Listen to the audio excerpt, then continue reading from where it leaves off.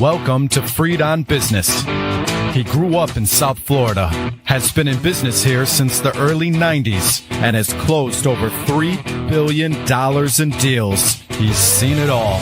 He always has an opinion, and he's always ready to share it. Informed, entertaining, and connected, he has his finger on the pulse of South Florida's business community. He's Jim Freed, and this is Freed on Business.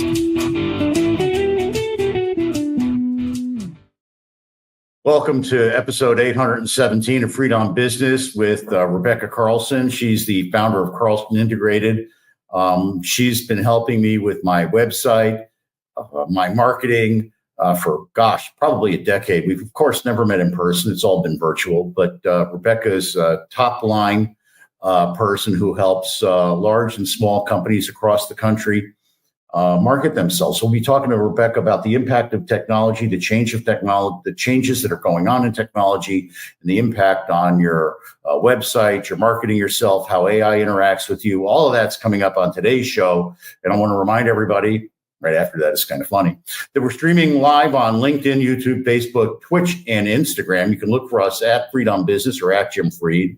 And as I said today, our guest is Rebekah Carlson. I want to remind everybody that our sponsor for many years, so well over a decade, is Warren Henry Automotive.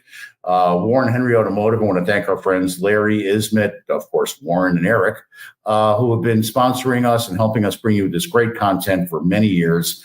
Thanks to our friends at Warren Henry, always the best price, always the best service, always Warren Henry. They're also cutting edge on technology as well. And now back to our guest, Rebekah Carlson. There she is. Yeah, hi. Hey, so how you doing up there in the cold white north? Is it warming up in Chicago yet? No. That's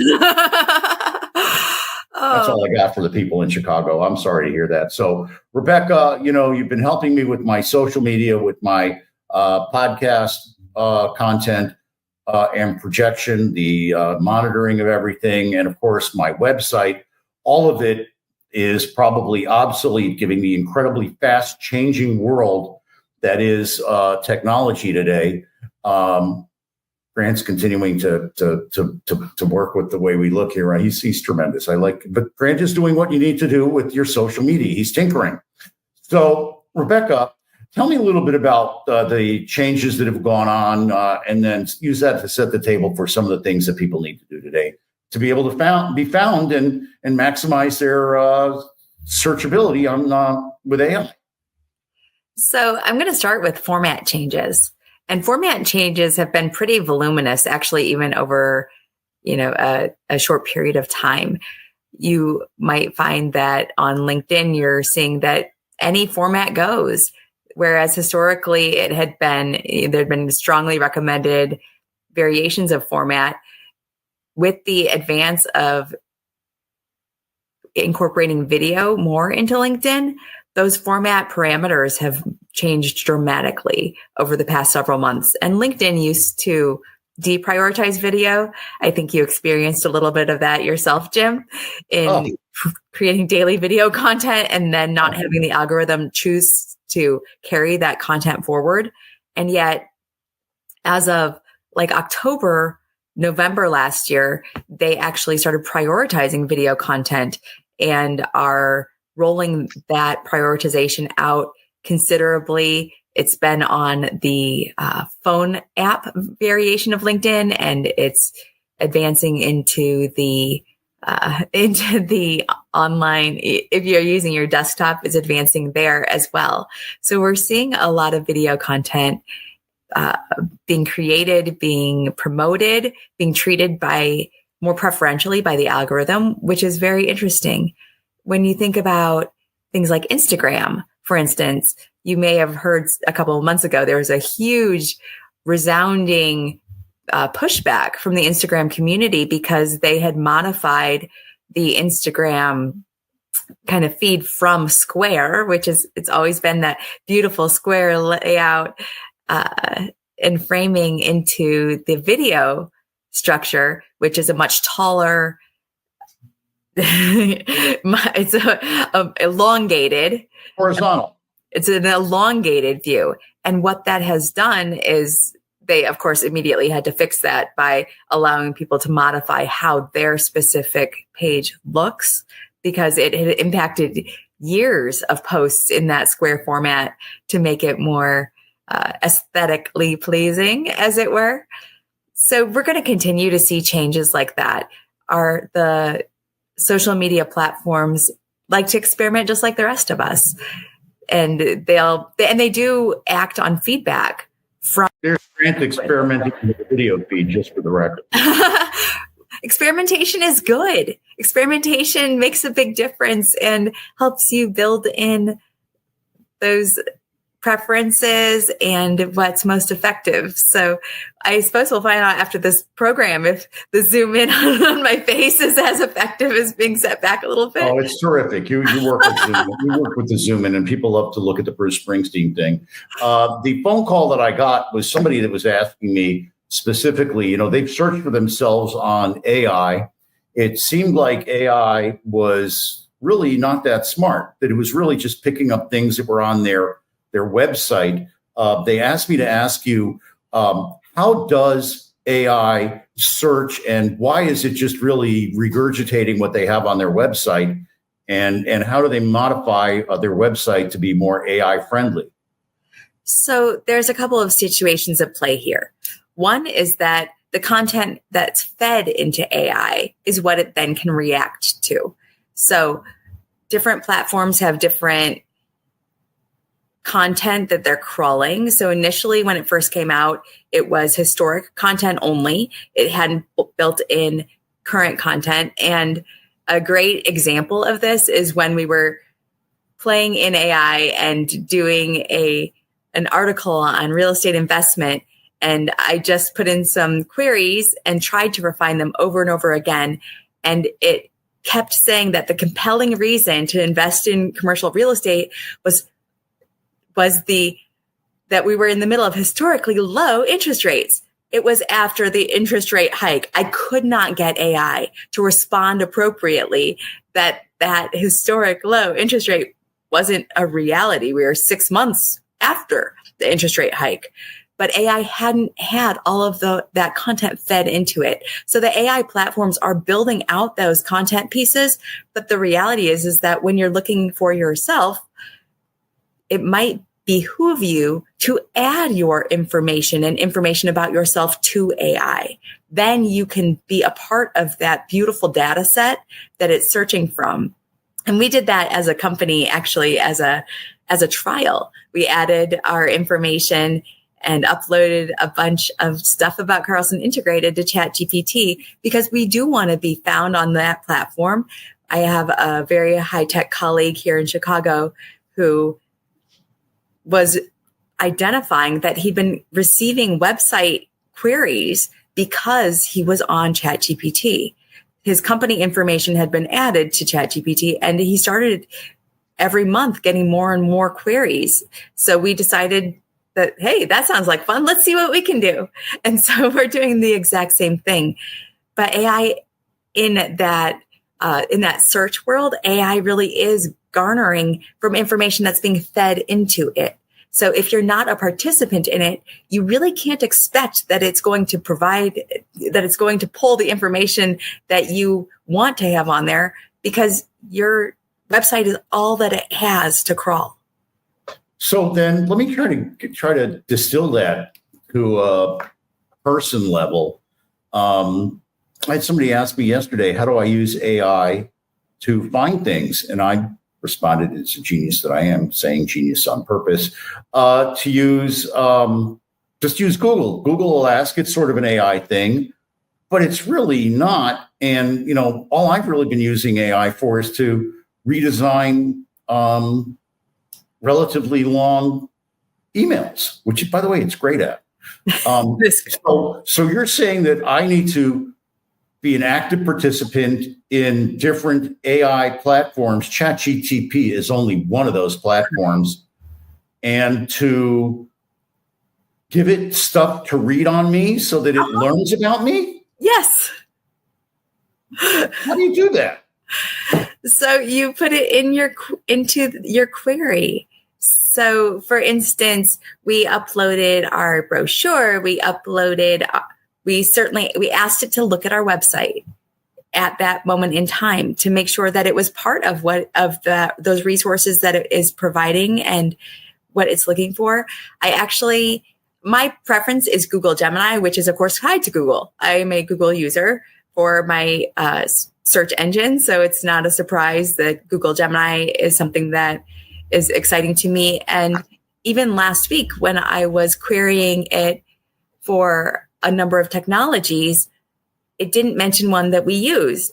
And so I told AI, I told Google Gemini, you should check out Metricool, which is the posting platform we like to use that has tremendous analytics. And you can type, I'm going to nerd out on you here. All right. So the analytics. Just so you know, I have a friend that writes code for Gemini. Yay. Thank you. Thank you, friend.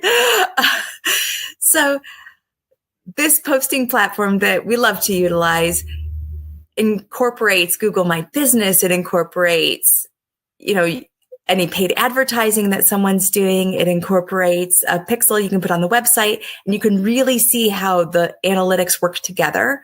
And we've been using it for several years. I was telling somebody yesterday that I was introduced to it as this European variation of Sprout Social or one of those other two. And several other players in that field. And when I went on their website, there was like a Ferrari logo. And I was like, I should be using the same company as Ferrari, 100%. Carlson Integrated is definitely in that caliber and quality of company. So I'm picking these guys. So I went with the Europeans. I went with Metricool, and we've really enjoyed the analytics pieces that come from that. And our clients have as well. We're able to give them real-time access. They can look at all of their analytics simultaneously. And analytics are critical for driving decision-making. When we think about why we're embracing technology, why we're adapting, why we're growing in this arena, those realities are built around what we can get out of it. We don't want to put all of this effort into learning AI and learning how to navigate these tools unless there's a return from that. And that's what we're championing, is how that builds into the analytics so that you can make informed decision makings. So I'm going to ask you to stop right there. We don't want to give away all your secrets. We do want to ask you to stick with us for just one more second. We're going to talk a little bit about Warren Henry. We're going to come back for your bottom line. Can you do that for us, Rebekah? You bet. All right. Mr. Stern, do your magic.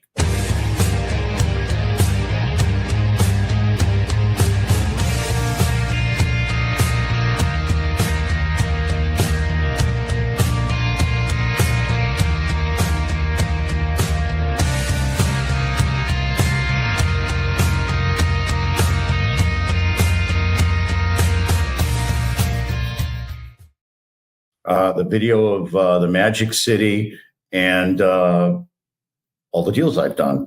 So reach out to our friends at Warren Henry. They've been a sponsor of the podcast for 12, 13 years. We love our friends at Warren Henry. We get all our vehicles from Warren Henry. I want to thank, of course, Larry's in, Warren's in, Eric Day, Ismet Yagzi, our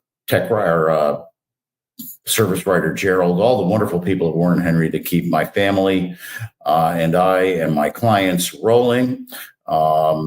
They've got a store here on 151st and Biscayne where they sell Land Rover, Range Rover, Infiniti, Jaguar and Lincoln. Their Audi stores up in Gainesville. They add brands all the time. They've got all their great nameplates down at their store in Key West. They've got an award-winning store for Land Rover, Range Rover in both South Dade and West Broward, and they treat everybody like family. They give you the Warren Henry advantages, which is a whole laundry list of great features that you get when you buy your car from Warren Henry. I highly recommend it. My friends, my clients, my family, we all go there. You should too. Always the best price, always the best service, always Warren Henry.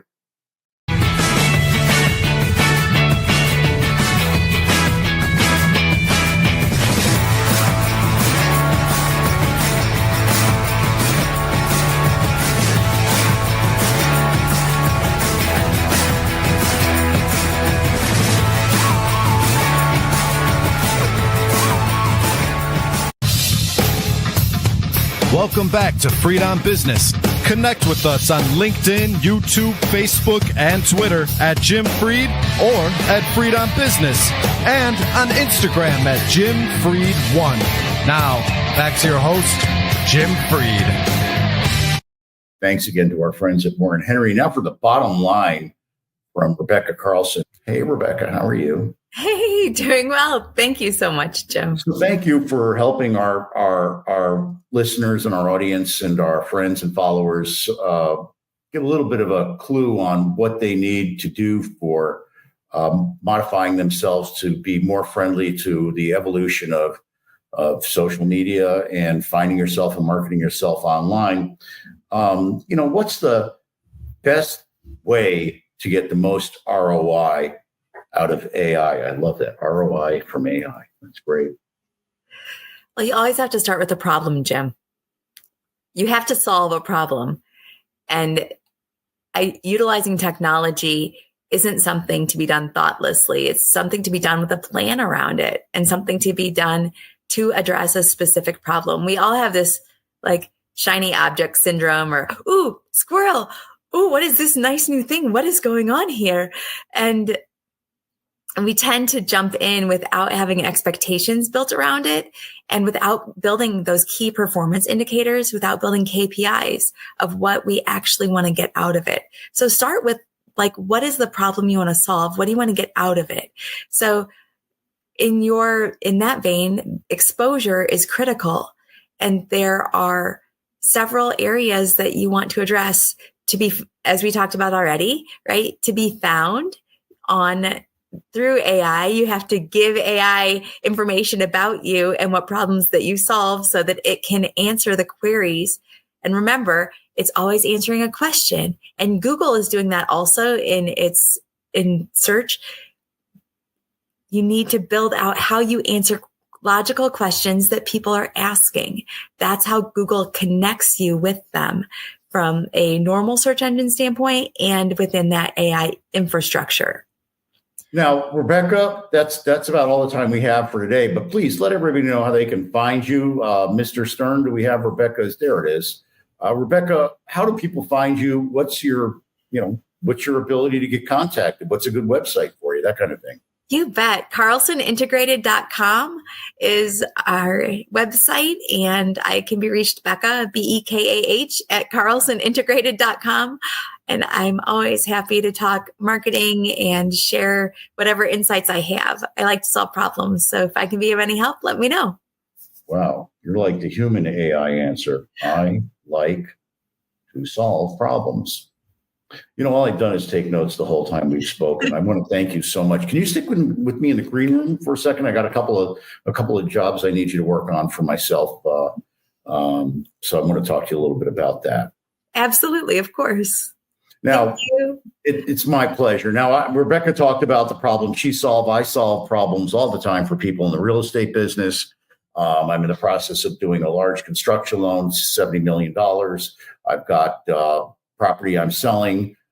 People are texting me all throughout the broadcast to work with them and solve their real estate problems. I help families across the globe solve their real estate and private equity problems. So give me a call. Contact me at there's my phone number. There's my email address. And remember, if you missed something on today's whenever you call me, it's always all about you.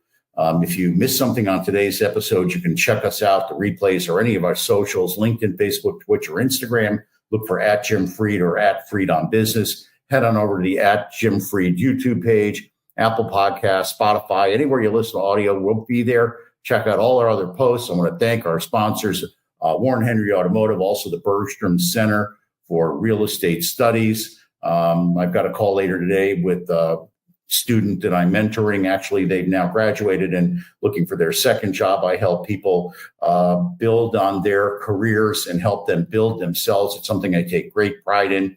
And this is the way we always end. Remember, the person wants to do something, finds a way, the other finds an excuse. Now go out there and make it happen. God bless you, and God bless the United States of America. The rest of the show is yours. Miami Podcast Studios, do your magic.